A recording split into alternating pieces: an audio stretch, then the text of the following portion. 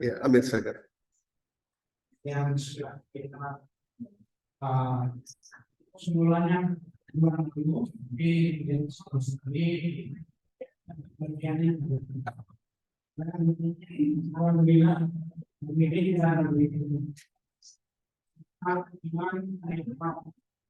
kesehatan juga kepada diri kita bisa kumpul di rumah ibunda kursi yaitu ibunda dari Bagir bahwa kita sangat senang bisa dari di sini di tempat yang sejuk, tempat yang memang khusus untuk pengajian. Saya kenal dari Mas Bagir, seminggu sampai 4 kali dan kemudian di sini untuk yang di sini untuk hari ini masih harus seperti dengan materi yang kita dan hari ini sholat zuhur sekitar 11.40 nanti kita bersama dan juga menunggu sudah ada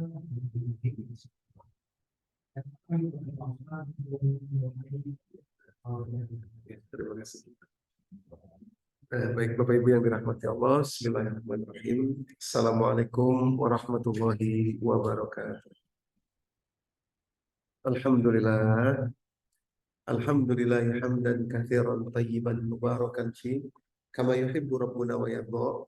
Asyhadu an la ilaha illallah wahdahu la syarikalah wa asyhadu anna Muhammadan abduhu wa rasuluhu la nabiyya ba'da.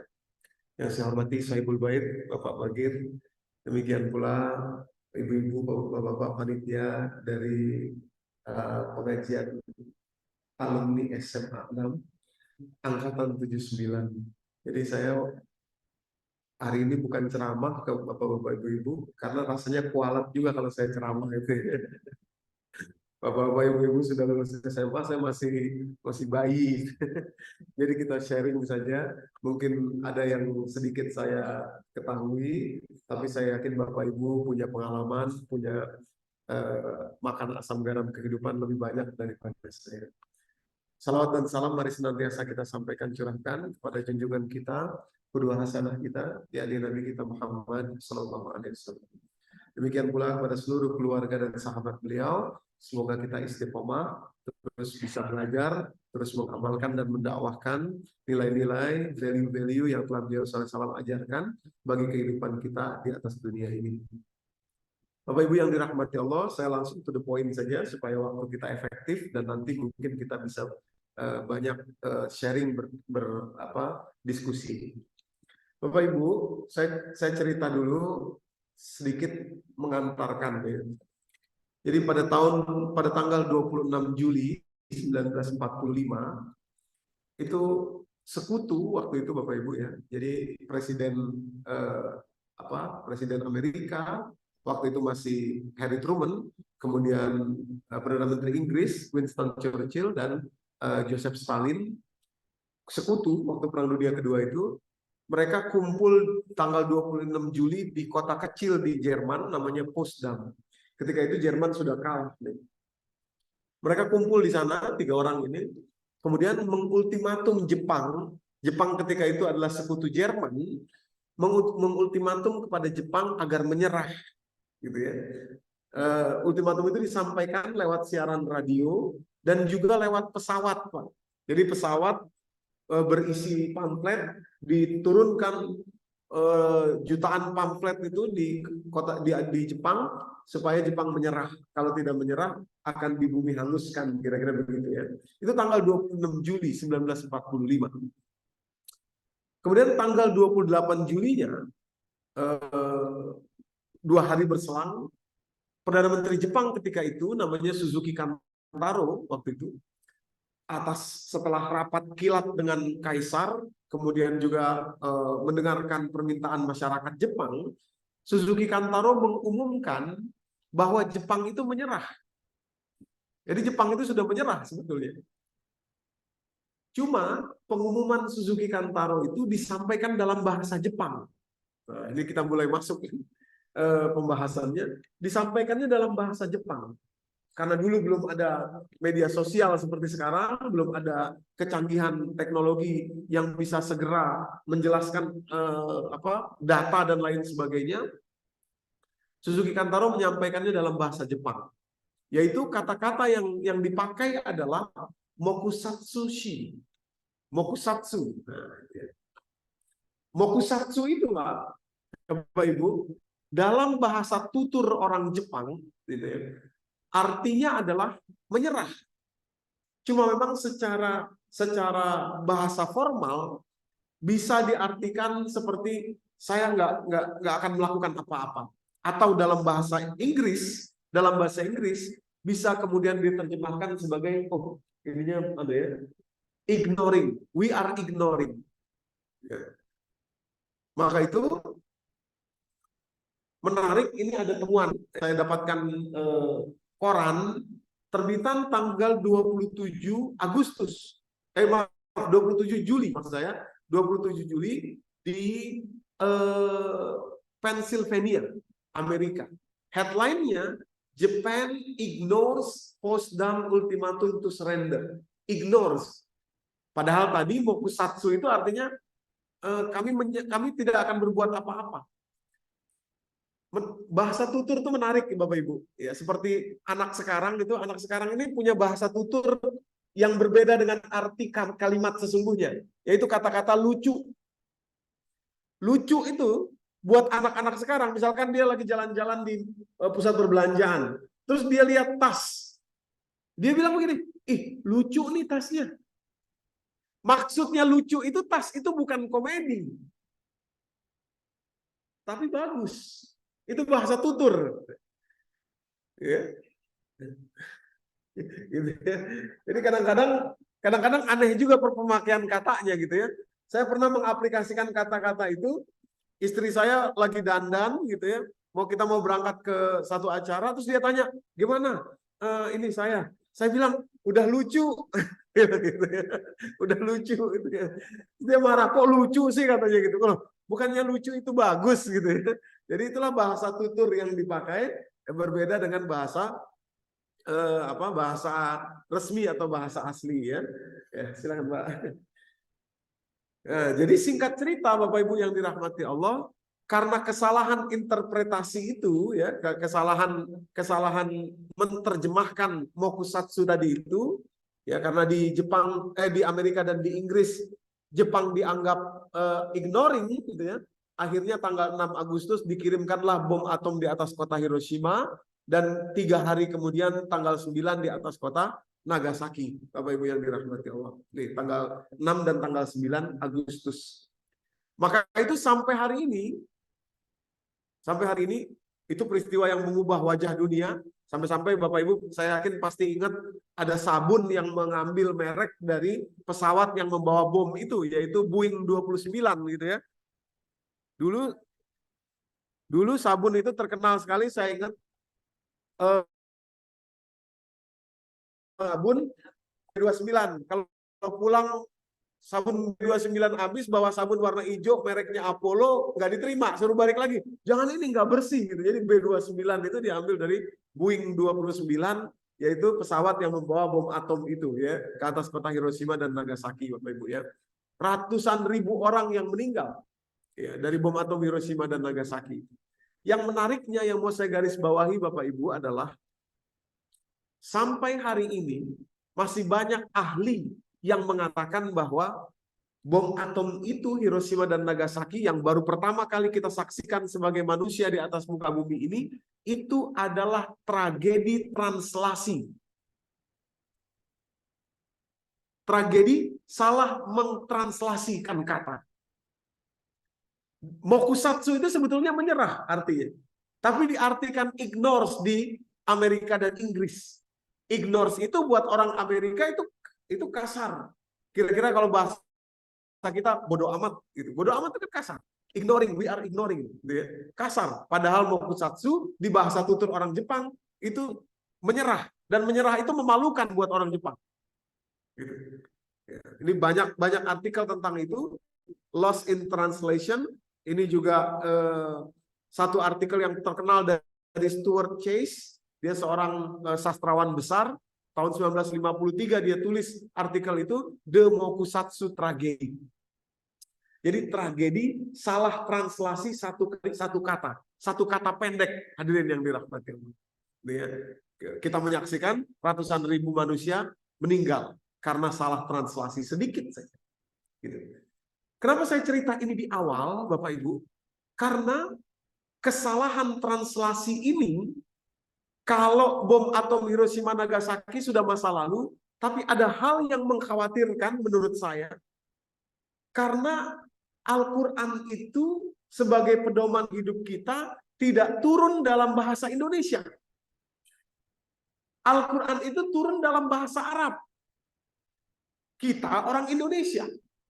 Sehingga kemudian banyak kita membaca terjemahannya. Dalam beberapa kata yang amat krusial dari Al-Quran itu, yang akan saya bawakan satu kata pagi hari ini kepada kita semua, cenderung ada kesalahan yang bisa menjadi sangat fatal, Bapak Ibu yang dirahmati. Seperti bom atom Hiroshima Nagasaki. Ya. Apa kata-kata yang dimaksud ini, Bapak Ibu? Kata-kata yang saya mau sharing pagi hari ini, yang kemungkinan ada lost in translation juga adalah bahwa timbangan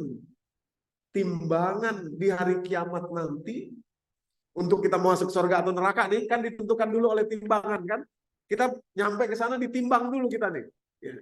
Tapi timbangan itu, Bapak Ibu yang dirahmati Allah, tidak membaca dengan banyak atau sedikitnya amal. Ya. Tidak pernah Allah minta kita mengumpulkan amal yang banyak, tapi timbangan itu membacanya, cara membacanya adalah berat atau ringan. Ini penting sekali. Maksud saya begini, Pak. Umpamanya, kalau kita nggak tahu nih, yang insya Allah nanti akan kita bicarakan ini, ada orang beramal, dia pikir, oh yang penting amal saya banyak. Rupanya timbangan itu nggak membaca banyak atau sedikit nanti. Yang dia baca berat atau ringan. Karena boleh jadi ada sesuatu kelihatannya kecil tapi berat. Itu lebih baik daripada sesuatu yang kelihatannya banyak, tapi berat masanya, bobotnya adalah ringan.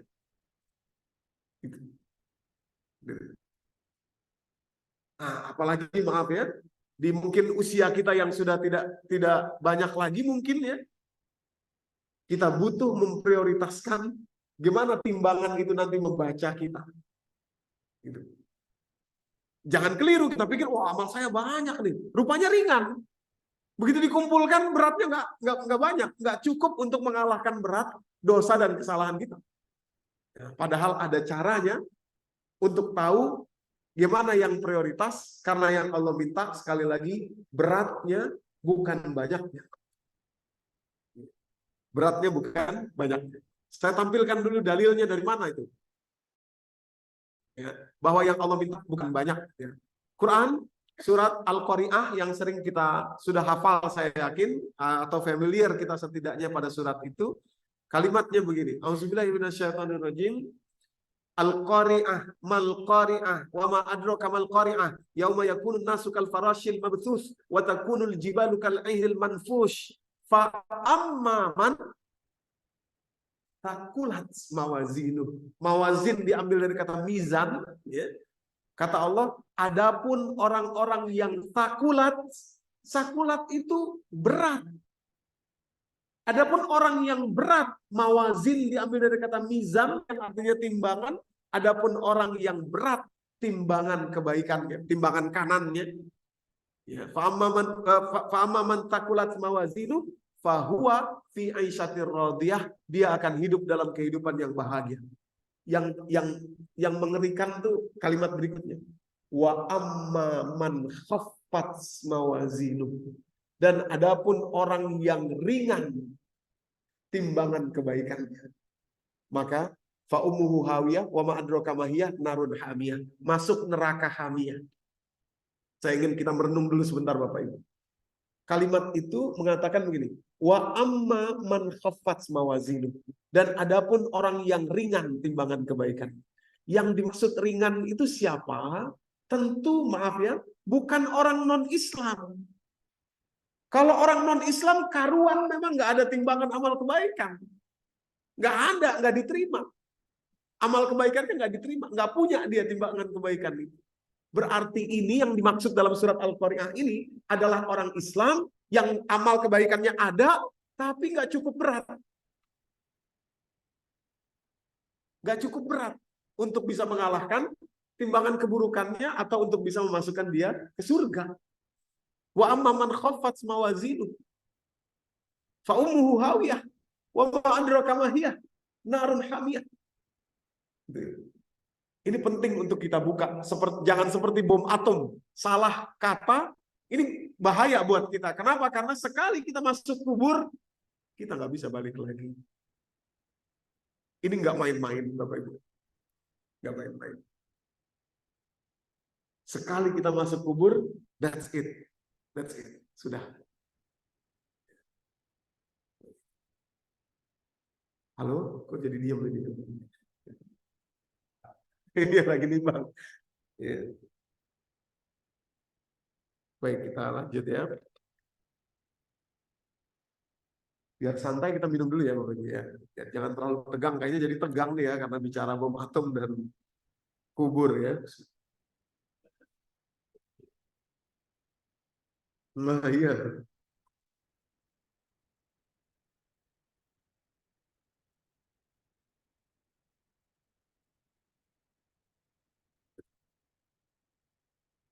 Baik, kita lanjut lagi ya Bapak Ibu. Ini satu ya, surat Al-Qari'ah, bahwa timbangan itu akan membaca berat atau ringan, bukan banyak atau sedikit ya. Yang kedua, ini biar kuat ya, yaitu surat Al-A'raf ayat 8 dan 9. Surat ke-7 Bapak Ibu. Jadi setiap kali ada kata-kata mizan, mawazin, timbangan, selalu Allah menyebutkan informasi bahwa dia akan membaca berat, bukan membaca banyak atau sedikit. Berat atau ringan. Ya. Sama seperti tadi, cuma agak berbeda sedikit kalimatnya. Ayat 8 dari surat ke-7 Al-A'raf. Silakan kalau Bapak Ibu pengen nanti mencatat ayatnya dan membaca lagi di rumah. Kalimatnya begini. Wal waznu, waznu itu wazan, diambil dari kata mizan juga, timbangan. Wal waznu yauma izinil haq.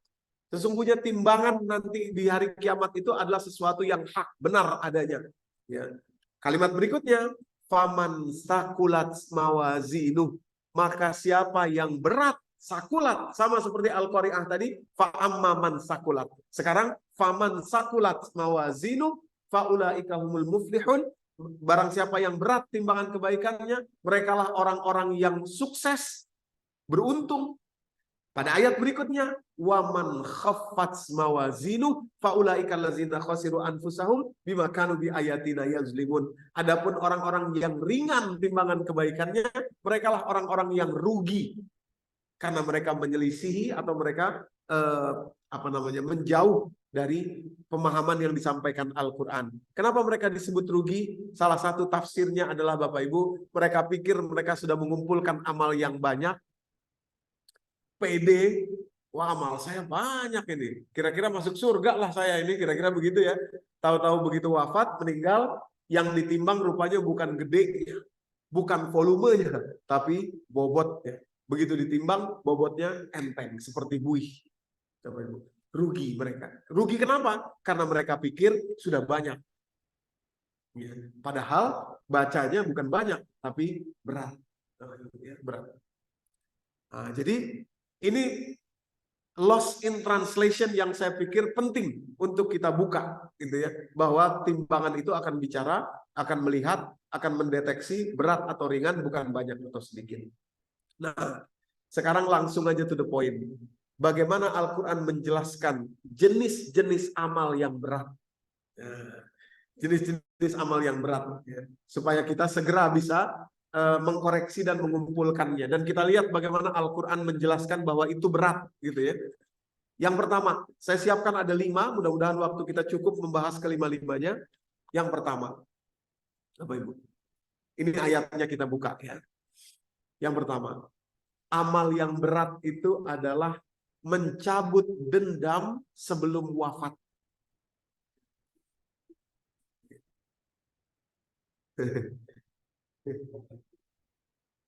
Berat ini, mencabut dendam sebelum wafat. Ya. Maaf ya Bapak Ibu ya. Tolong kita masuk ke ayatnya nih, supaya ini Ustadz mengada-ngada apa enggak sih? Coba saya jelasin ayatnya ya. Surat ke-7 ayat 43 Pak. Kalimatnya begini Bapak Ibu. Kalimatnya begini. Auzubillahi minasyaitonirrajim. Wa naza'na ma fi sudurihim min ghil, dan kami cabut, ada maksud kata-kata di situ dipakai cabut. Bukan potong. Maaf ya, di rumahnya Pak Bagir ini banyak pohon. Kalau kita bilang pohon yang itu potong deh, tolong biar nggak ada lagi, dipotong sama orang misalkan ya. Kelihatannya udah nggak ada lagi tuh pohon. Besok kita lihat udah nggak ada lagi pohonnya. Tapi kalau tidak dicabut, akarnya nggak dicabut, tunggu waktu, dia akan tumbuh lagi.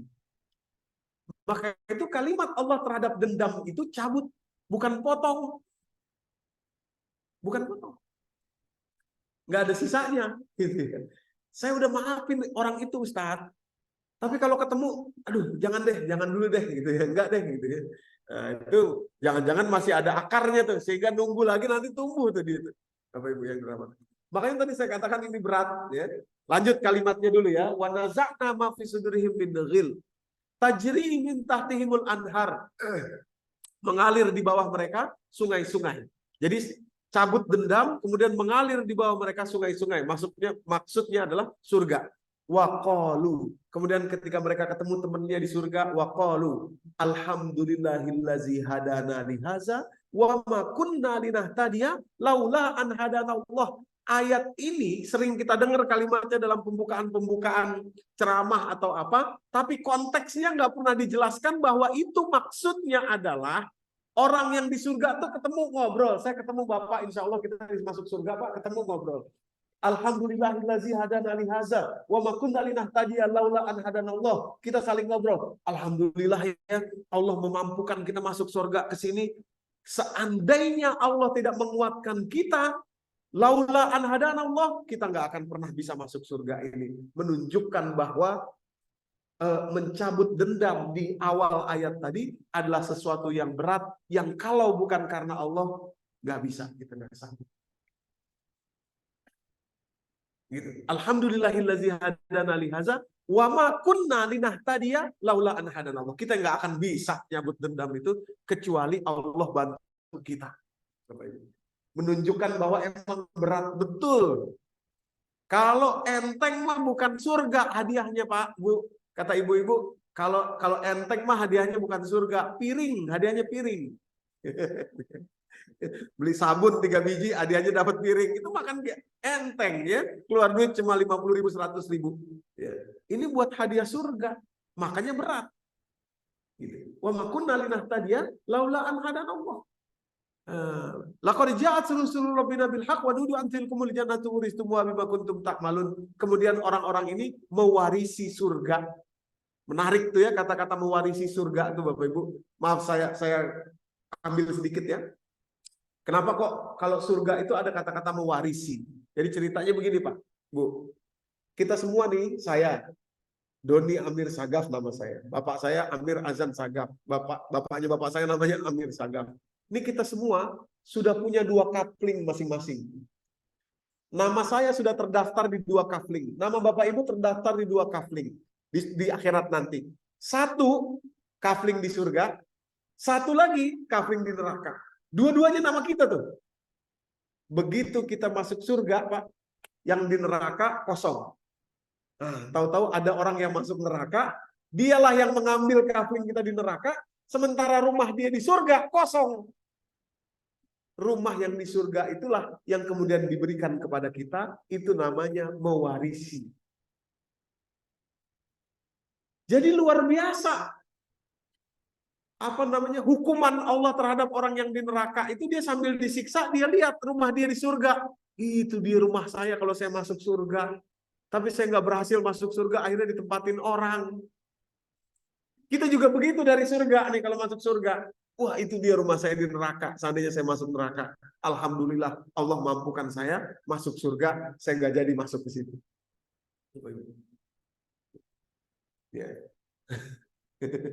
Mau tukeran kapling, Pak?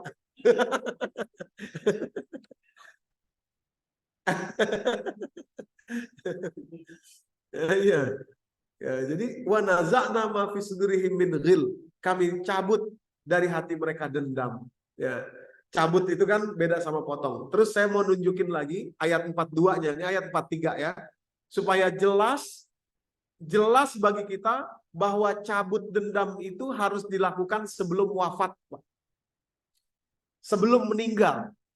Sebelum kita mati, ini kita selesain dulu. Kalau kita pengen masuk surga. Mana dalilnya? Ayat 42-nya. Kalimatnya begini, Pak. Ini ayat 42-nya. Wallazina amanu wa amilus shalihat la nukallifu nafsan illa wus'aha ulaika ashabul jannati hum fiha khalidun. Hum fiha khalidun. Orang-orang yang beriman dan beramal soleh, kami tidak pernah menguji mereka kecuali mereka pasti sanggup melampauinya. Apa yang dimaksud pada ayat 43-nya? Wa naza'na ma fi sudurihim min ghil. Kami cabut dari dalam hati mereka dendam atas bantuan kami. Ada kalimat di situ, la nukallifu nafsan illa wus'aha. Nukallif diambil dari kata taklif yang artinya beban. Kapan beban itu ada? Beban itu hanya ada saat hidup ini saja, Bapak Ibu yang dirahmati Allah. Setelah hidup ini tidak ada lagi beban. Maksudnya cabut dendam itu adalah beban kehidupan yang bisa dilakukan oleh semua orang karena Allah membantunya, tapi harus diselesaikan sebelum wafat di dunia.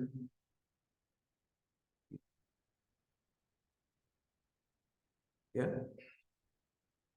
Nah, sebentar. Allah bantunya gimana caranya nih ya, Bapak Ibu yang dirahmati Allah. Caranya Allah bantu gimana? Bapak Ibu nanti ada hubungannya dengan berikutnya ya. Jadi tahan dulu sebentar Bu ya. Lebih jelasnya, amal pertama cabut dendam. Dendam itu kan marah yang udah kesimpan lama, ya kan? Itu namanya dendam. Gimana kalau dia masih fresh, masih baru? Amarah kita masih baru, masih fresh. Kita dizolimi misalkan, kita dituduh dan lain sebagainya. Kita marah, kita kesel, itulah yang kedua. Amal berat yang kedua. Memaafkan perilaku buruk orang lain kepada kita. Ini masih fresh. Kalau tadi udah lama kesimpan, namanya dendam. Ini yang masih fresh. Mana dalilnya? Surat keempat ayat 149, Bapak Ibu yang dirahmati Allah. Awal juz yang ke-6 itu dari Al-Quranul Karim. Kalimatnya begini. In tubdu khairan au tukhfuhu au ta'fu an su'. Kalau kalian intubdu khairan, kalau kalian melahir atau menampakkan perbuatan baik, au tukhfuhu, atau kalian merahasiakan perbuatan baik kalian, au ta'fu an su', atau kalian memaafkan perilaku buruk orang lain. Nah, ini cara Allah membantunya di ayat berikutnya. Fa innallaha kana afuwan qadira. Kalau kalian sanggup melakukan itu, memaafkan orang lain perbuatan buruknya kepada kita, kalau masih fresh namanya memaafkan segera, kalau sudah agak lama kesimpan namanya dendam. Kalau kita mampu melakukan itu, ini cara Allah membantunya. Kata Allah, perkenalkan kata Allah. Innallaha kana afuwan qadira. Saya ini juga pemaaf dan saya ini maha mampu memaafkan kalian. Ini ayat ajakan barter Allah kepada kita. Ini caranya Allah membantu kita melepaskan dendam. Itu. Afuwan qadira. Jadi kira-kira Allah pengen bilang gini sama kita, Doni, kamu kan hamba yang butuh maaf saya kan? Kalau kamu bisa memaafkan orang, ketahuilah saya juga maha pemaaf dan saya maha mampu memaafkan kamu. Barter dengan Allah. Jadi nggak ada yang gratis tuh. Berat memang untuk memaafkan orang itu. Yang sudah lalu namanya dendam, yang baru-baru namanya yang fresh ini perbuatan buruk. Tapi kata Allah, kalau kamu mampu memaafkannya, saya juga maha pemaaf. Dan saya juga maha mampu memaafkan kamu. Fa innallaha kana afuwan qadira. Sama Ibu yang dirahmati. Nah, Jadi inilah yang terjadi, Bu, Bapak Ibu, kepada satu contoh. Saya mau kasih satu contoh, Nabi Yusuf alaihissalam. Nabi Yusuf itu luar biasa, Bu. Ya, menerima perlakuan yang amat buruk dari saudara-saudaranya, dari abang-abangnya beliau. Ya, tapi setelah beliau akhirnya jumpa lagi di waktu berikutnya, di masa depan, beliau sudah menjadi pejabat. Nabi Yusuf jadi pejabat, jadi orang penting. Abang-abangnya sekarang kondisinya terbalik, butuh bantuan beliau. Jumpa dengan abang-abangnya, ketika abang-abangnya mengatakan minta maaf kepada Nabi Yusuf, kemudian Nabi Yusuf menjawab, atau Nabi Yusuf meresponnya pada surat ke-12 ayat 92 ini, Bapak Ibu yang dirahmati Allah. Kalimat Nabi Yusuf begini. Qala la tasriba alaikumul yaum. Wahai abang-abangku. Ini yang dimaksud maaf, ya. La tasriba alaikumul yaum. Mulai hari ini kalian gak akan pernah mendengar saya berbicara, mencaci kalian, mencela kalian, atau berbicara tentang perbuatan yang pernah kalian lakukan kepada saya. Gak akan pernah. Case close. La tasriba alaikumul yaum. Nggak berhenti sampai di situ. Nabi Yusuf melanjutkan kalimat, yaghfirullahu lakum. Saya mendoakan dengan sungguh-sungguh, wahai abang-abangku, semoga Allah mengampuni kalian. Wa huwa arhamur rahimin. Dan ketahuilah abang-abangku, jangan kalian berputus asa atas rahmat Allah. Allah lah yang paling menyayangi kalian. Itu maaf. Fa innallaha kana afuwan qadira. Awas, Bu, Bapak Ibu, saya lompat sedikit ya. Maaf itu, afwan itu lebih tinggi daripada ghafur. Afwan itu lebih tinggi daripada ghafur. Kenapa begitu? Begini. Ghafur itu, ya, ghafur, innallaha ghafurur rahim, itu ampun istilahnya, Maha Pengampun itu. Itu maksudnya adalah diampuni konsekuensi hukum dari perbuatan dosa seseorang tidak lagi diterapkan bagi dirinya, itu namanya ghafur, ampunan. Tapi bukan berarti kesalahannya tidak terdisplay nanti di hari kiamat. Mana dalilnya? Surat At-Tin, Bapak Ibu yang dirahmati. Surat Al-Zalzalah maksud saya. Ya kan? Kalimatnya yauma izi yasdurun nasu ashtata li yurau a'malahum. Hari kiamat itu nanti orang akan bangkit dari kuburnya dengan bermacam-macam bentuk, liyurau a'malahum, supaya mereka menyaksikan perbuatan amal mereka. Jadi itu dua hal yang berbeda, antara diampuni dosanya dan didisplay kesalahannya. Jadi kita pernah melakukan dosa di mana tempat, di itu, nanti akan terdisplay, Bapak Ibu. Kecuali kalau kita dapat pengampunan Allah, ampun itu, afwan itu artinya perbuatan, konsekuensi hukumnya tidak lagi dikenakan, dan perbuatan buruk kita tertutupi, nggak terdisplay. Itu namanya afwan. Mana dalilnya? Surat Ali Imran di penghujung ayat itu. Rabbana innana sami'na munadiya yunadi lil iman an aminu bi rabbikum fa amanna. Rabbana faghfir lana dzunubana wa kaffir anna sayyi'atina. Ada dua. Faghfir lana dzunubana wa kaffir anna sayyi'atina. Ya Allah, maafkan dosa saya, maksudnya konsekuensi hukum dari perbuatan salah saya, dan tutupi kesalahan saya itu, ya Allah. Kapan itu terjadi? Nanti di hari kiamat, kesensor semuanya tuh. Videonya diputar umpamanya. Doni Amir Sagaf maju, videonya diputar. Tapi yang kita lihat sensor semua. Nggak ada kabarnya itu, ya. Itu kafir anna sayyi'atina tuh. Nah, kalau kedua-duanya ada dalam diri seseorang, konsekuensi hukumnya nggak lagi diterapkan, dan perbuatannya itu tersensor, ditutup oleh Allah, ini namanya afwan. Ini namanya kemaafan Allah. Maka itu, ketika malam Lailatul Qadar, malam paling mulia dari seluruh malam sepanjang tahun, Nabi mengajarkan doa kepada kita. Doanya, Allahumma innaka afuwun tuhibbul afwa fa'fu anni atau fa'fu anna. Ya Allah, Engkau Maha Pemaaf. Engkau mencintai kemaafan. Maafkanlah saya, ya Allah. Yang disebut maaf itu doa yang jadi gacoan kita, diajarkan Nabi dalam malam yang paling mulia dari seluruh malam. Kenapa nggak pilih doa yang lain? Kenapa pilih doa afwan, doa maaf itu? Karena maaf itu contain of two, berisi dua, berisi dihapuskan konsekuensi hukumnya dan ditutupi perbuatan. Awas, jangan, hati-hati nih. Nah, janji Allah kepada kita, kalau berhasil melepaskan dendam, melepaskan perbuatan buruk orang, memaafkannya, tidak murah janji Allah kepada kita. Langsung Allah katakan, mana tadi kalimatnya di sini surat wa kana Allahu afuwan qadira. Nih, wa kana fa innallaha kana afuwan qadira. Afuwan, bukan ghafur lagi, tapi afuwan. Allah maafkan. Syaratnya kita maafin juga orang. Cara maafin orang seperti Nabi Yusuf tadi, beliau mengatakan la tasriba alaikumul yaum, case close. Saya nggak akan pernah menyebut itu lagi. Tutup. Saya tutup. Case close. Oh, tapi berat Ustaz. Iya, karena barterannya dari Allah juga berat. Jadi cara kita sekarang bagaimana supaya termotivasi? Ya, ada orang menuduh kita, ada orang memperlakukan tidak adil kepada kita. Berat untuk kita bisa memaafkan, untuk kita. Satu-satunya motivasi kita adalah ingat bahwa kita juga butuh dimaafkan Allah. Barteran. Ya Allah, saksikan ini.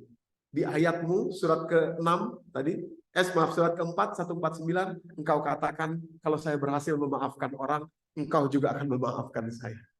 Tolong saksikan ya Allah, saya maafkan. Barter.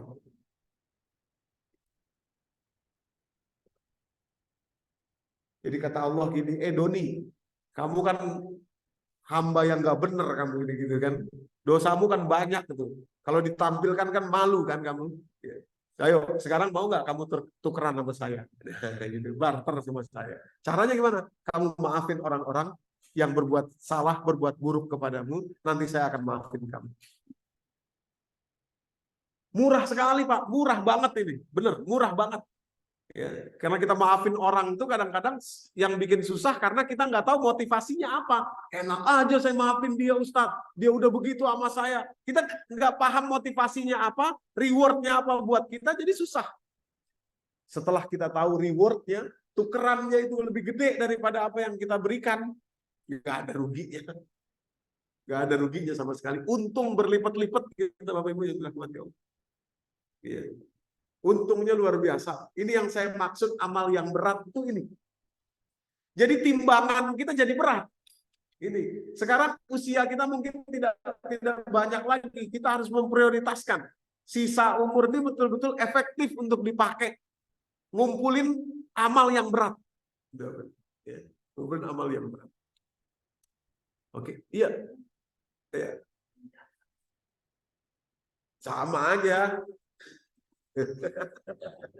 Cuman levelnya aja kali itu ya. Iya betul, levelnya aja. Kalau sakit hati level 1, dendam level 10 lah gitu kira-kira gitu. Tapi mungkin kalau sakit hati bisa jadi lebih fresh, dendam udah agak lama gitu kesimpan gitu ya. Jadi mungkin trauma masa kecil, masa lalu gitu ya. Nah, kalau sakit hati mungkin baru 2-3 tahun, 2-3 bulan gitu kira-kira. Iya.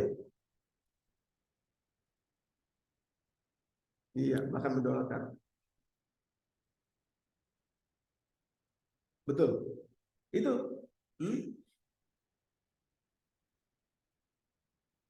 Iya.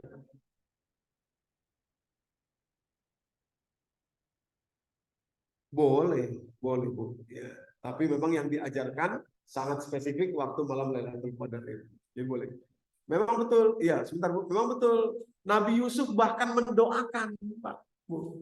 Makanya saya cerita sedikit ya. Kalau saya bawa jamaah umroh, saya punya kebiasaan bilang nitip ke jamaah umroh yang saya bawa tuh sebelum masuk Mekah nih. Apakah kita ke Madinah dulu atau langsung ke Mekah? Kalau langsung ke Mekah di latihan manasiknya saya bilang, Bapak Ibu, ini kesempatan. Kesempatan apa Ustaz? Kita kejar janji Allah barteran. Maksudnya begini Pak, nanti nyampe di Mekah, tempat paling mulia di seluruh dunia. Bapak Ibu mungkin selama ini udah umroh berkali-kali.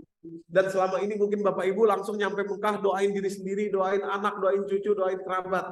Kali ini yuk kita coba barteran sama yang Allah janjikan ini. Maksudnya bagaimana? Kita list orang-orang yang menyakiti hati kita nih, yang masih ada di dalam sini, yang masih kesimpan itu, sampai sana, ayo kita doain mereka duluan. Di tempat terbaik, saat terbaik, di waktu yang pertama.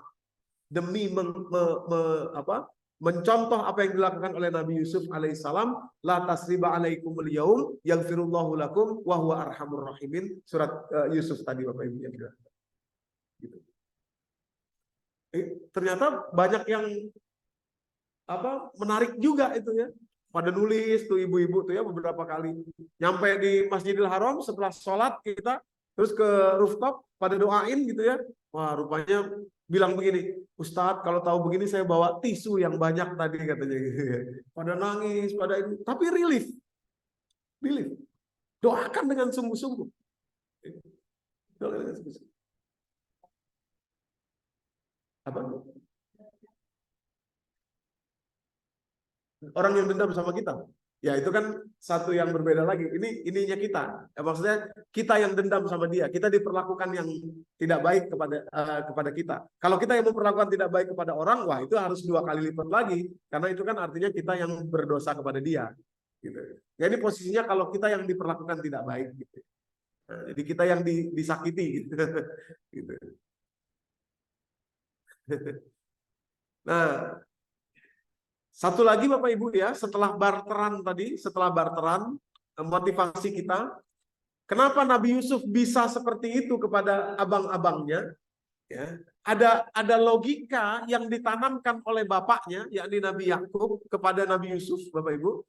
Kalau logika ini kita pakai, kita mudah loh memaafkan orang.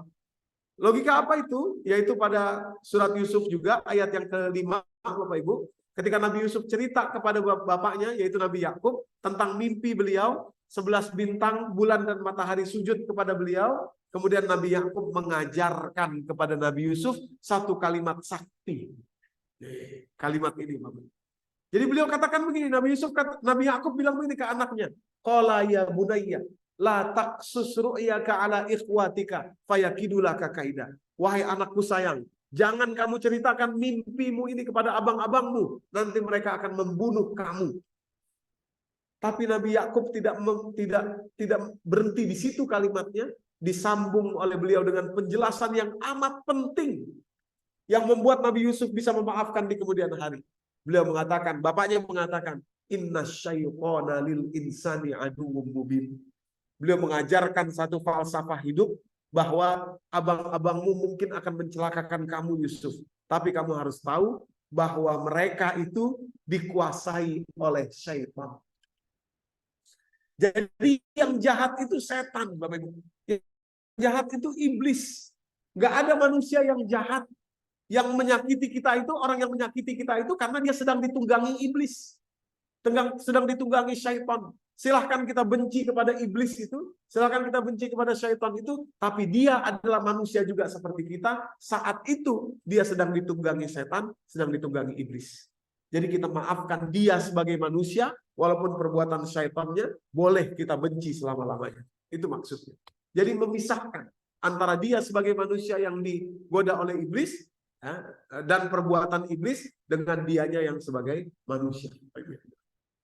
Gitu ya. Jadi kalau kita membayangkan orang yang menyakiti kita, kita bayangkan, oh iya, dia juga manusia. Dia juga bisa digoda syaitan. Akhirnya dia lupa diri. Akhirnya dia lupa ini, dia lupa itu. Akhirnya dia berbuat begitu kepada saya. Gitu. Dengan begitu kita mudah memaafkan dia. Tapi kalau kita nggak bisa memisahkan, kita pikir, oh dia ini memang jahat ini. Dia ini memang begitu sama saya dari dulu. Dia ini memang niatnya buruk. Dia ini sulit kita memaafkan. Karena kita katakan dianya itu, orangnya itu. Ini kalimat menurut saya sakti sekali. Ya kalau kita bayangkan ada perbedaan antara setan dan orang itu dan manusia itu, kita bisa memaafkan. Ya. Coba yang paling buruk, coba mungkin ada perbuatan yang paling buruk dari seseorang kepada kita misalkan. Langsung begitu kita pisahkan, oh iya, dia manusia, dia digoda setan. Kita jadi bisa memaklumi, gitu ya. Karena boleh jadi kita juga akan digoda setan juga, gitu kan? Karena kita manusia juga kan, gitu ya. Ya, jadi dengan begitu kita bisa memaafkan dianya sebagai manusia, walaupun perbuatan syaitannya boleh kita benci karena kalimatnya inna syaitana lil insani aduwwum mubin. Sungguh setan itu memang musuhnya manusia. Memang dia musuh kita, setan. Oke? Lanjut ya. Sekarang yang ketiga, Pak. Tadi yang pertama dendam, yang kedua sakit hati. Sakit hati itu lebih fresh, lebih baru. Dendam itu sudah agak lama kesimpan ya. Yang ketiga, apa amal yang berat menurut Al-Quran? Di dalam Al-Quran, amal yang berat adalah menginfakkan sesuatu yang Anda cintai. Sesuatu yang Anda cintai. Ya. Maaf ya, jangan diinterpretasikan macam-macam nih ya Bapak Ibu ya. Nanti ada yang bilang makanya Bu infakkan suaminya gitu kan, dicintai. Bukan begitu maksudnya. Infakkan sesuatu yang dicintai itu berat. Kalimatnya mana? Awal juz yang keempat, surat ketiga ayat 92. Kalimatnya begini. Lan tanalul birra hatta tunfiqu mimma tuhibbun. Kalian tidak akan mencapai derajat bir. Bir itu artinya bakti, ya, bakti yang melampaui waktu, ya. Makanya kepada orang tua namanya birrul walidain. Kenapa? Karena kalaupun beliau sudah wafat, kita masih tetap harus berbakti kepada beliau, artinya melampaui waktu. Lan tanalul birra hatta tunfiqu mimma tuhibbun. Kalian tidak akan mencapai derajat bakti kepada Allah sampai kalian sanggup menginfakkan apa yang paling kalian cintai. Sebenarnya ini masih nyambung dengan yang sebelumnya, dengan poin satu, poin kedua. Kadang-kadang Pak, maaf ya, mungkin buat orang yang duitnya banyak, infak 100 juta, 200 juta, 300 juta, bahkan miliar, enteng buat dia. Tapi apa? Memaafkan orang lain, ini berat. Kata Allah, Anda baru akan capai derajat albirro sampai Anda menginfakkan apa yang Anda cintai. Kalau berat bagi Anda menginfakkan, mengeluarkan kemaafan kepada orang lain, itulah yang Allah cari untuk Anda sampai derajat birro. Bukan duit Anda, duit kan gampang buat Anda. Kira-kira begitu. Duit kan gampang karena Anda punya duit. Sebaliknya, bagi orang yang nggak punya uang, maaf ya, ada orang punya duit, infak 100 juta. Sementara ada orang yang nggak punya uang, dia infak 1 juta. Harga 1 juta ini dengan harga 100 juta ini boleh jadi jauh lebih berat yang harga 1 juta karena ketika mengeluarkannya berat bagi dia. Dia cintai. Apa itu? Gitu ya. Saya kasih contoh begini Pak, maaf ya ibu-ibu, ini banyak curhatan masuk kepada saya sehingga dalam perjalanan dakwah saya ini banyak ibu-ibu yang curhat kepada saya sehingga saya punya banyak cerita, ini punya banyak true story gitu ya. Ada ibu-ibu mengadu kepada saya, seorang ibu yang masih agak muda lah, usia 40-an gitu. Dia bilang, Ustadz, mertua saya tuh dari dulu pertama saya nikah sampai sekarang saya udah punya anak 3. Ibu mertuanya ya, kok susah banget kayaknya mau menerima saya. Maksudnya gimana Bu? Dari dulu saya bawain makanan ini, selalu beliau ketemu salahnya ini, kurangnya ini. Saya bawain sayur lodeh, udah enak, udah saya masakin baik-baik, bener-bener beliau lihat ini terongnya pasti dimasukin barengan sama jagung ya. Makanya terongnya jadi lembek begini. Harusnya terong tuh belakangan, bla bla bla bla, biar jagungnya dulu, biar wortelnya dulu, nanti terongnya masih tetap seger dan lain sebagainya. Selalu ada menemukan kesalahan. Bapak Ibu yang dirahmati Allah, ini contoh. Ada kadang-kadang kita tuh, kalau anak kita sudah menikah, awalnya kita nggak suka sama menantu itu, jangan-jangan itulah yang kita cintai. Sulit kita melepaskan anak kita bersama dengan menantu kita. Mentang-mentang karena kita itu bukan pilihan kita, yang nggak cocok buat kita. lan tanalul birra hatta tunfiqu mimma tuhibbun. Kalau sudah ijab kabul di hadapan Allah Subhanahu wa taala, saya terima nikahnya, itu kan ijab kabul di hadapan Allah. Sudahlah. Relakan ini. Itu infak. Lan tanalul birra hatta tunfiqu mimma tuhibbun. Lain kalau belum terjadi ijab kabul, belum terjadi akad nikah, perjanjian pernikahan, itu di hadapan Allah. Kalau kita belum bisa menginfakkan itu, ini berat. Ini amal yang berat. Jadi untuk melepaskan itu, menginfakkan apa yang kita cintai itu amal yang berat. Oke, yang nomor 3. Sekarang nomor 4 ya. Kita udah jam 11 ya. Nomor 4. Amal yang berat adalah guru saya mengajarkan, apapun amalnya kalau dilakukan secara terus-menerus dan rahasia, saya ulangi nih, apapun amalnya kalau dilakukan terus-menerus, istiqomah dan rahasia, maka amal yang kecil tadi itu menjadi berat. Jadi berat. Mana dalilnya? Quran surat Fusilat, Bapak Ibu yang dirahmati Allah, ayat ke-30 ya. Kalimat Allah, innallazina qalu rabbunallah. Ini innallazina qalu rabbunallah ini ikhlas. Jadi untuk bisa amal itu ikhlas, coba cari satu amal dan rahasiakan. Jangan cerita ke siapapun. Nanti dia jadi ikhlas. Innallazina qalu rabbunallah tsumastaqamu, kemudian dia istiqomah. Janji Allah luar biasa, tatanazzalu alaihimul malaikatu alla takhafu wa la tahzanu wa absyiru bil jannati allati kuntum tu'adun. Tafsirnya mengatakan turun nanti malaikat kepada dia, kepada orang ini, tatanazzalu alaihimul malaika, mengatakan alla takhafu, jangan kamu sedih, jangan kamu takut, wa la tahzanu, jangan kamu sedih, wa absyiru bil jannati allati kuntum tu'adun, dan bergembiralah kamu dengan surga yang Allah janjikan kepadamu. Kapan itu terjadi? Tafsirnya menjelaskan terjadi saat seseorang ini sakaratul maut, Bapak Ibu. Saat orang yang mengamalkan ini sakaratul maut, turun malaikat mengatakan kepada dia, Allah takhafu wa la tahzanu. Jangan takut kamu, jangan sedih. Wa absyiru bil jannati allati kuntum tu'adun. Bergembiralah kamu. Ini surga yang sudah dijanjikan kepadamu.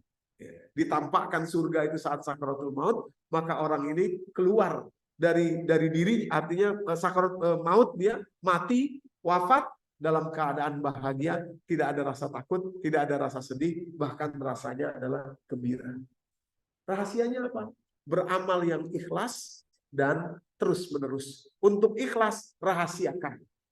Rahasiakan. Jangan ceritakan kepada siapapun. Cari satu amal walaupun kecil, Bapak Ibu, lakukan terus-menerus dan rahasiakan. Saya punya contoh ini. Ada jamaah kami, ada jamaah saya, waktu saya jelasin tentang amal yang rahasia dan terus-menerus ini, dia tanya kepada saya, habis kajian dia tanya, Ustadz, saya boleh ngobrol sebentar nggak habis kajian? Ya silahkan Pak, saya bilang gitu ya. Ini daerah Depok ya rumahnya. Kenapa Pak? Enggak, saya mau konfirmasi Ustadz. Saya punya amal yang saya lakukan setiap hari karena saya masih kerja bolak-balik Depok Jakarta naik kereta, kata dia. Oke, saya mau konfirmasi apakah ini termasuk amal atau enggak. Saya bilang gini, Pak, ini amal rahasia. Iya rahasia. Nanti kalau Bapak tanya sama saya, Bapak ceritain jadi nggak rahasia lagi dong, saya bilang gitu. Oh iya juga Ustadz ya. Tapi ya silakan Bu. Ya silakan Bu. Ya. Dia bilang begini, iya Ustadz, tapi saya butuh yakin ini amal apa bukan. Ya udah nggak apa-apa Pak, kalau Bapak cerita, nanti Bapak cari lagi amal yang lain supaya rahasia. Apa amalnya dia? Jadi amalnya segini Pak. Dia setiap berangkat kerja, dia bawa tisu segini nih, tisu segini, dia masukin tas. Naik kereta, sebelum pergi kereta dia masuk dulu ke toilet kereta. Baik dia butuh ke toilet atau nggak butuh ke toilet, dia masuk kereta. Terus dia ambil pakai tisunya dia yang dia beli, dia bersihin toiletnya. Jadi dia keluar. Kalau sebelahnya kosong lagi, dia masuk lagi, dia bersihin lagi. Dengan harapan pikiran dia sederhana, orang yang pakai toilet sudah merasakan infak saya. Dan dia nggak tahu siapa saya nggak tahu siapa dia. Biar jadi rahasia. Ntar dia pulang kerja begitu lagi. Dari tempat dia, ke stasiun ini. Nanti sampai di stasiun dekat-dekatnya begitu lagi. Dia tanya, itu termasuk amal nggak Ustadz? Saya bilang jempol saya 2 nih, kalau ada 4 jempol saya itu amal yang luar biasa. Kecil kelihatannya, tapi rahasia karena orang yang pakai toilet berikutnya dia akan dapat toilet dengan bersih. Oh iya, wah toilet bersih nih. Dia nggak tahu padahal yang beramal adalah orang yang sebelumnya. Siapa orangnya juga nggak tahu. Dan kita juga yang ngebersihin nggak tahu siapa itu orang yang akan pakai amal yang rahasia. Saya bilang mantap. Wah. Sekarang cari lagi yang lain karena Bapak udah cerita sama saya, itu jadi nggak rahasia lagi. Gitu ya. Amal kecil jangan ceritain sama siapapun juga. Ya, bahkan sama suami, kalau ibu-ibu jangan diceritain, sama istri, bapak-bapak jangan diceritain, sama anak-anak, biar kita bawa sampai mati. Saya menyebut itu amal yang gacoan. Kecil aja, sedikit aja. Tapi lakukan terus-menerus dan rahasiakan. Simpen. Jadi suatu hadiah yang indah, ya, yang koneksinya antara kita dan Allah saja. Oke?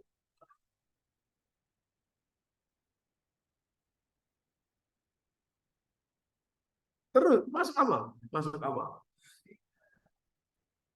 Wah, iya. Iya, ntar cerita jadi nggak rahasia lagi. Iya. Apa? Surat Fusilat. Surat Fusilat ayat 30. Surat Fusilat, surat 41 ayat ke-30. Tadi ya. Jadi kalau kita pengen dapat hadiah nanti pas saat sakratul maut, malaikatnya datang baik-baik, datang kepada kita, Allah takhofu wa la tahzanu, jangan kamu takut, jangan kamu sedih waktu mau dicabut nyawa kita. Wa absyiru bil jannati allati kuntum tu'adun, diperlihatkan surga yang sudah dijanjikan kepada kita. Wafat kita insya Allah dalam keadaan riang gembira, bahagia menuju Allah. Nah, ini caranya. Ada cari amal yang rahasia, lakukan setiap hari dan rahasiakan. Maaf ya, kalau kita sholat orang lihat, kita berangkat umroh orang tahu, kita berangkat haji orang tahu, kita puasa Ramadan juga orang tahu, ya macam-macam dah tuh amal semuanya orang tahu, infak, sedekah demikian juga. Tapi kalau kita rahasiakan, bahkan dari orang yang tidur di saat kita, maksudnya pasangan hidup kita, dari anak-anak dan cucu kita, nah itu baru namanya rahasia, amal yang rahasia. Oke, saya cepat, sudah jam 11:15. Yang kelima, menjaga tutur kata adalah berat, Bapak Ibu. Ya. Tutur kata ini berat. Ya. Dulu saya pikir, Pak, ya. Dulu saya pikir tugas malaikat raqib dan atid itu cuma mencatat amal baik, amal buruk doang. Dulu saya pikir begitu, ya. Tapi ternyata saya salah. Tugas malaikat raqib dan atid itu ada dua. Yang pertama benar mencatat amal baik dan amal buruk. Dalilnya mana? Surat 50, surat Qaf ayat 17. Pak. Ya, kalimatnya begini, izyatalaqal mutalaqiyani anil yamini wa anis shimali qa'id. Dua malaikat duduk di kanan dan di kiri mencatat amal perbuatan baik dan buruk. Tapi bukan itu saja. Enggak berhenti sampai di situ. Lanjut pada ayat 18-nya, di kan ayat 17 ya. Surat yang sama, surat 50, ayat 18-nya ada satu lagi tugas malaikat raqib dan atid yang boleh jadi selama ini kita lengah. Apa tugasnya? Ma yalfidu min qaulin illa ladaihi raqibun atid. Tidaklah satu kata terlafazkan keluar dari mulut manusia itu kecuali semuanya dicatat oleh malaikat raqib dan malaikat atid. Jadi dua, Pak, Bu. Tugas malaikat itu, malaikat raqib atid itu. Maaf ya, ini kayak anak sekolah mau ujian. Ditanya sama ibunya, besok kamu ujian berapa mata ujian?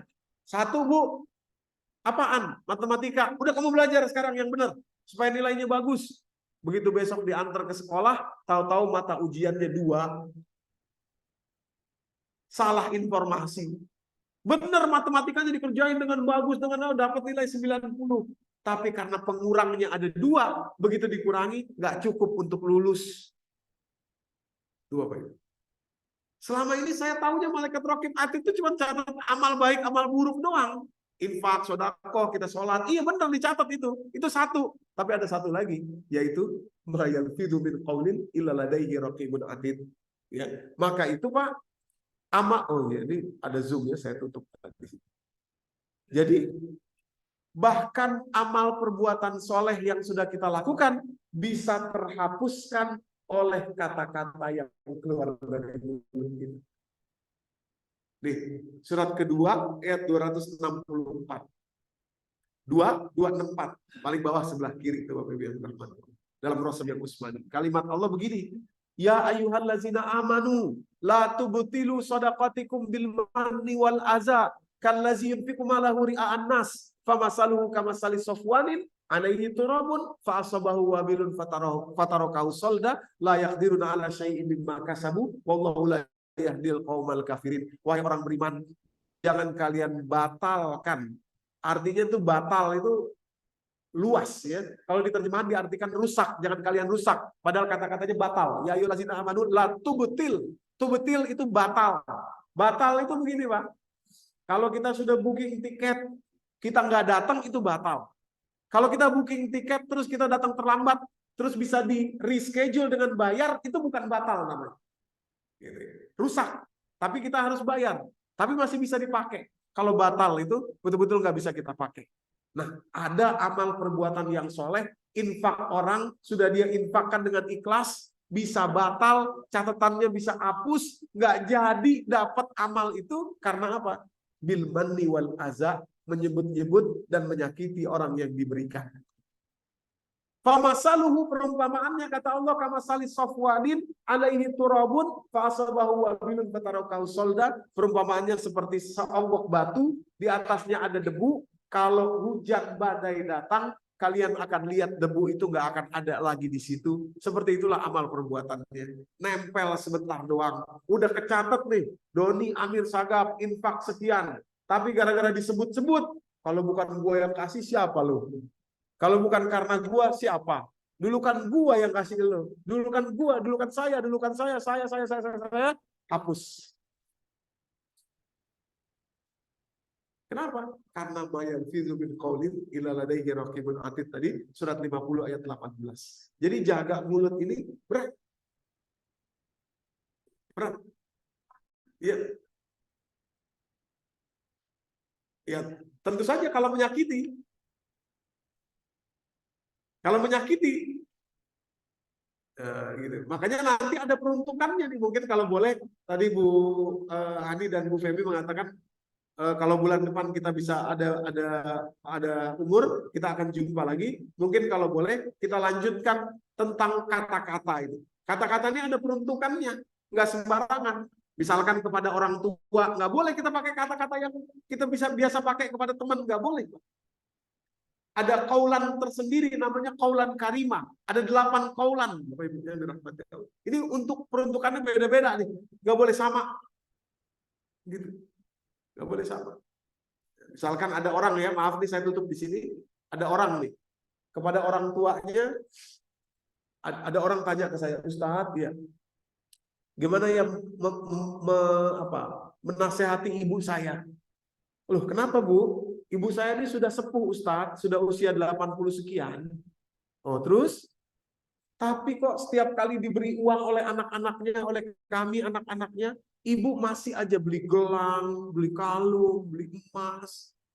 Saya bilang sama ibu, Bu, udahlah. Ibu kan sudah uzur, sudah tua. Mbok ya uangnya dibuat sedekah, kasih orang, infak, ini itu. Gimana ya Ustadz? Supaya saya bisa menasihati ibu saya. Langsung aja saya bilang begini, Bu, maaf nih, yang mesti dinasihatin bukan ibunya ibu. Yang mesti dinasihatin Anda, ibu sendiri yang mesti dinasihatin. Nggak boleh ibu berkata seperti itu kepada orang tua.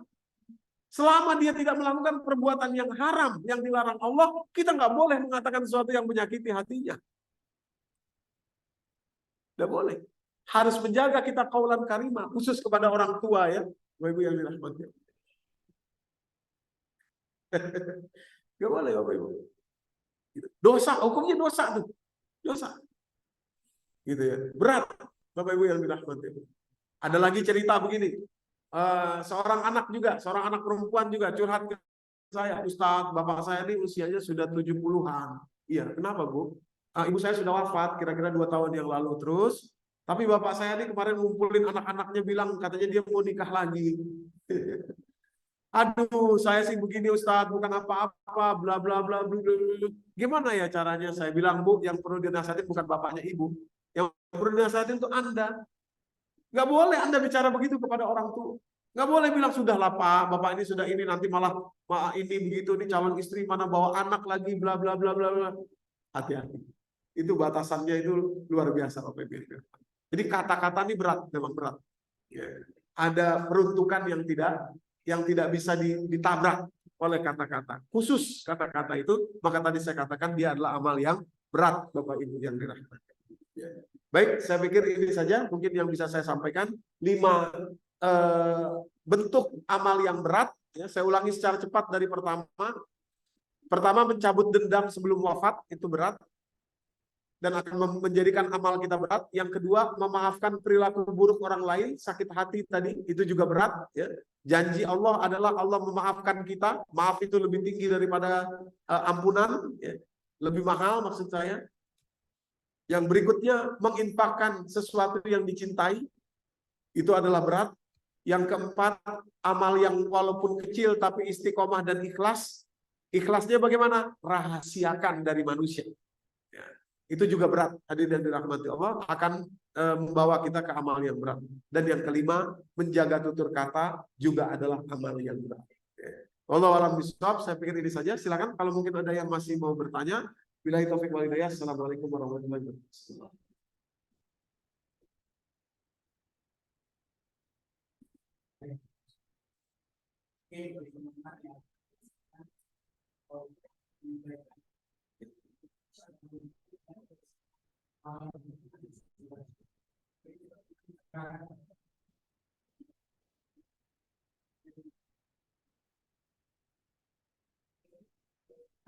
Ya, silakan.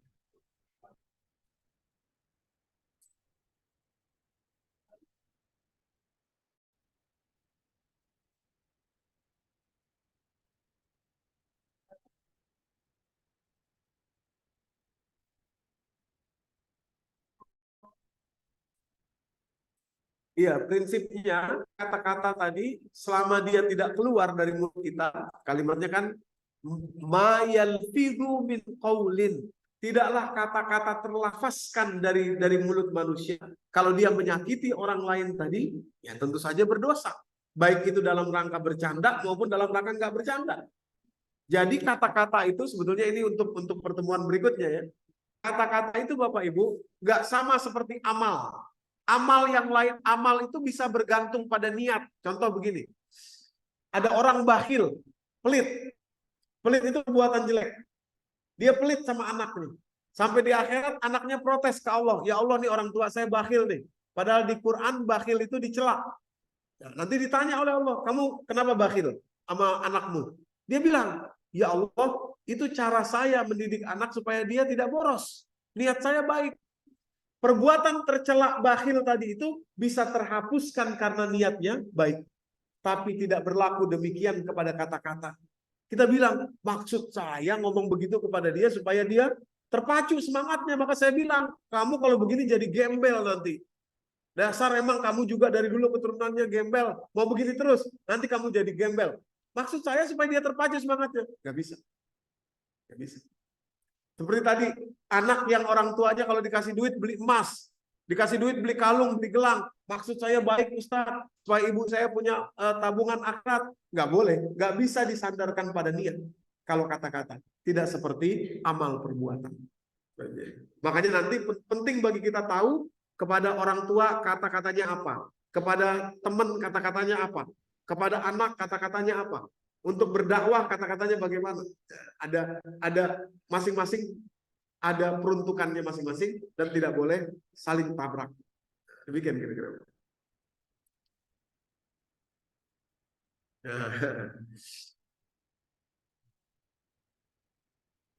Silakan Pak.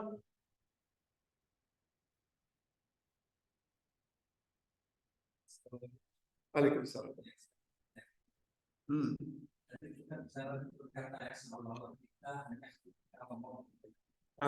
Betul. Betul, betul. Betul. Betul. Betul sekali, Pak.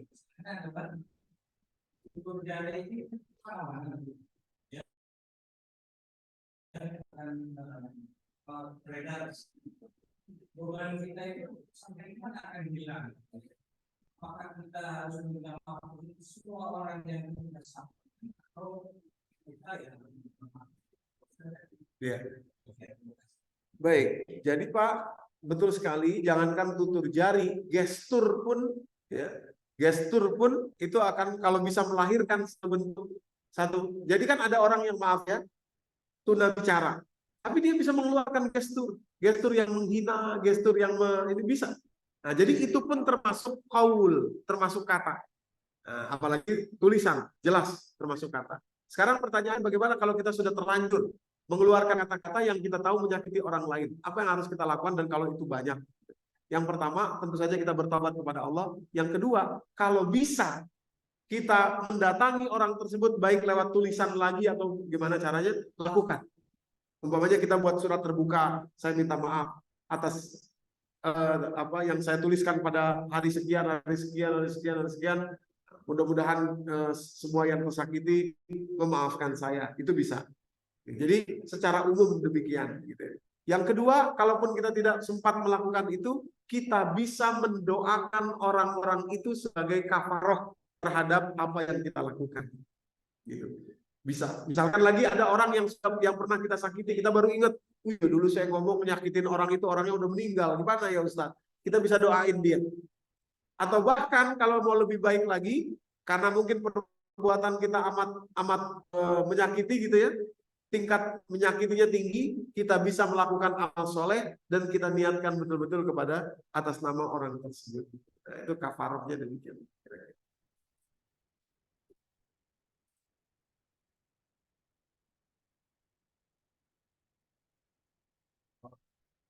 Waalaikumsalam warahmatullahi wabarakatuh. Silakan.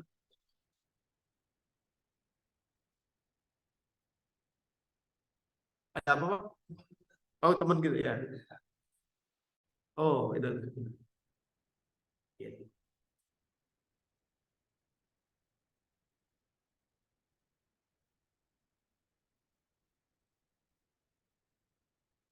Iya, iya, iya, iya. Hmm.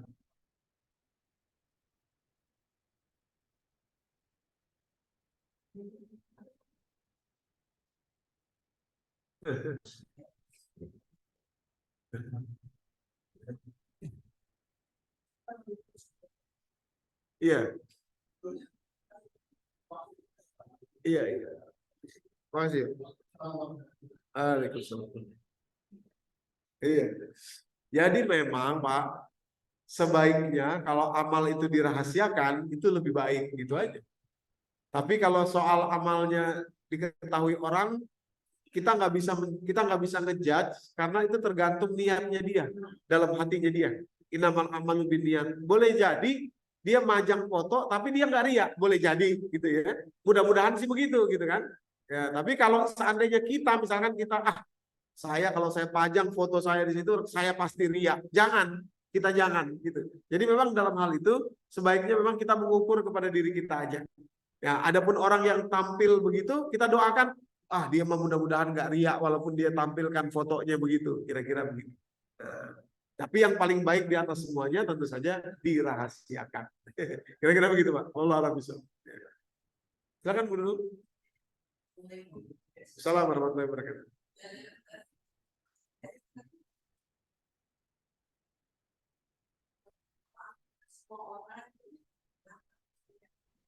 Ya, yang kita ya.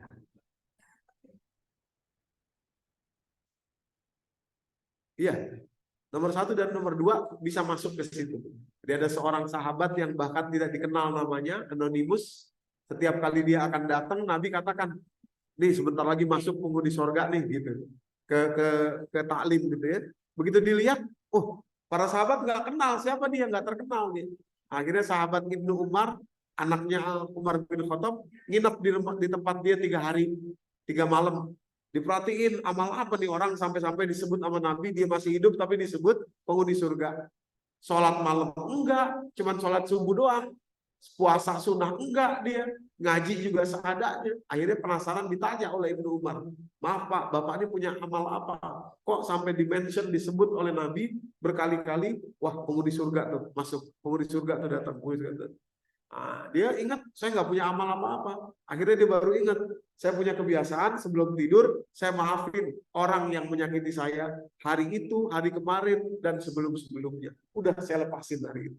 Nah, tentu ini adalah perbuatan yang luar biasa sebagai contoh dari amal nomor 1 dan nomor 2, amal berat. Bayangin tuh orang nggak sholat malam, nggak puasa Senin Kemis, bukan sahabat terkenal, tapi tiap kali dia datang kata Nabi, penghuni surga masuk, penghuni surga masuk, penghuni surga masuk. Saking dia punya amal yang kualitasnya, bobotnya itu berat. Ini nomor 1 dan nomor 2. Kira-kira begitu.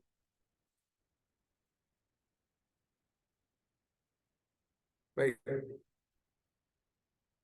Cukup mungkin Pak ya. Kan 10 menit lagi azan zuhur ya. Iya. Ada lagi? Nggak ada lagi ya Bapak Ibu ya? Cukup ya? Oke. Baik Bapak Ibu yang dirahmati Allah, mari kita tutup bersama-sama dengan membacakan doa ya.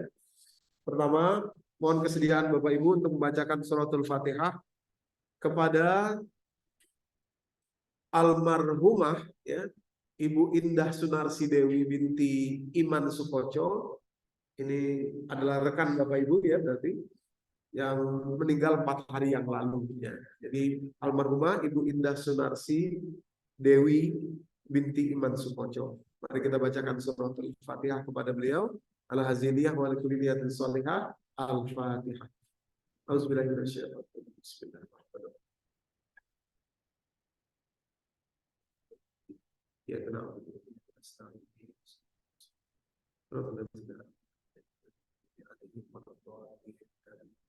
Mohon kesediaan membacakan suratul Fatihah yang kedua untuk ibunda dari Bapak Bagir, yakni Ibu Wardah Al-Habsyi. Ya, semoga Allah Subhanahu wa taala menyehatkan beliau dan semoga amal perbuatan baiknya tempat yang kita tempati ini betul-betul menjadi amal kebaikan yang akan bermanfaat bagi beliau. Al-Haziliyah wal kuliyatin sholihah al-Fatihah. Auzubillahi minasyaitonir rajim. Bismillahirrahmanirrahim.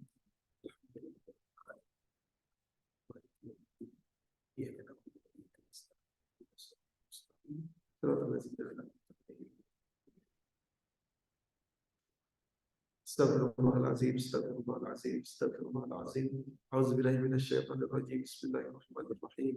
Alhamdulillahi rabbil alamin, hamdan syakirin, hamdan na'imin, hamdan yu'afi ni'mahu wa yukafi mazidah. Ya Rabbana lakal hamdu wa lakal syukru kama yanbaghi li jalali wajhikal karim wa li'azimi sultanik. Subhanaka la nuhsi sana'an 'alaika anta kama asnaita 'ala nafsik. Falakal hamdu hatta tarda wa lakal hamdu idza radita wa lakal hamdu ba'da ridha. Allahumma anta rabbina la ilaha illa anta khalaqtana wa nahnu 'abduka wa nahnu 'ala 'ahdika wa wa'dika mastata'na. Na'udzubika min syarri ma sana'na. Nabu'u laka bi ni'matika 'alaina wa nabu'u bi dzunubina faghfir lana faghfir lana faghfir lana fa innahu la yaghfiru dzunuba illa anta. Ya Allah, siang hari ini kami mengikrarkan bahwa kami ini hamba-hambamu ya Allah. Engkaulah Tuhan kami, Engkaulah yang menciptakan kami. La ilaha illa anta, tidak ada Tuhan selain Engkau. Allah. Kami akui betapa banyaknya nikmat karunia-Mu yang turun kepada kami, tapi demikian pula betapa banyaknya keingkaran, kemunkaran, kesalahan dan maksiat kami yang naik kepada Engkau. Tapi tetap saja Engkau turunkan karunia, nikmat-Mu kepada kami, seolah-olah kami ini adalah orang-orang yang selalu berbuat kebaikan. Oleh karenanya maafkanlah kami ya Allah, maafkan lagi kami ya Allah, maafkan lagi kami, maafkan lagi, dan maafkan terus kami ya Allah. Rabbana hab lana min azwajina wa dzurriyyatina qurrata a'yun waj'alna lil muttaqina imama. Ya Allah, karuniakanlah kepada kami dari sisi Engkau ya Allah, perbaikilah pasangan hidup kami ya Allah. dan juga anak keturunan kami, sehingga mereka menyejukkan mata hati kami. Perbaikilah kami juga ya Allah sebagai orang tua, sebagai pasangan hidup terhadap pasangan hidup kami ya Allah, agar kami pun menjadi qurrata a'yun bagi mereka, penyejuk mata mereka ya Allah. Rabbana ighfir lana dzunubana wa dzunuba waliwalidina warhamhum kama rabbawna shighara. Ya Allah, ampuni dosa kami dan ampuni juga ya Allah dosa dan kesalahan kedua orang tua kami, baik yang masih hidup bersama kami maupun yang telah wafat mendului kami. Ya Allah, kami ridho, kami ikhlas memiliki orang tua, yaitu beliau ya Allah. Kami nikmati segala yang telah Kau berikan kepada kami, dan juga kami ikhlaskan segala yang mungkin tidak enak dalam perjalanan kehidupan kami. Mohon Engkau terima apa yang telah kami lakukan, dan mohon Engkau maafkan apa kesalahan-kesalahan kami. Rabbana atina fid dunya hasanah wa fil akhirati hasanah wa qina adzabannar bifadlika subhana rabbika rabbil izzati amma yasifun wassalamun alal mursalin walhamdulillahi rabbil alamin. Subhanaka Allahumma wa bihamdika asyhadu an la ilaha illa anta astaghfiruka wa atubu ilaik.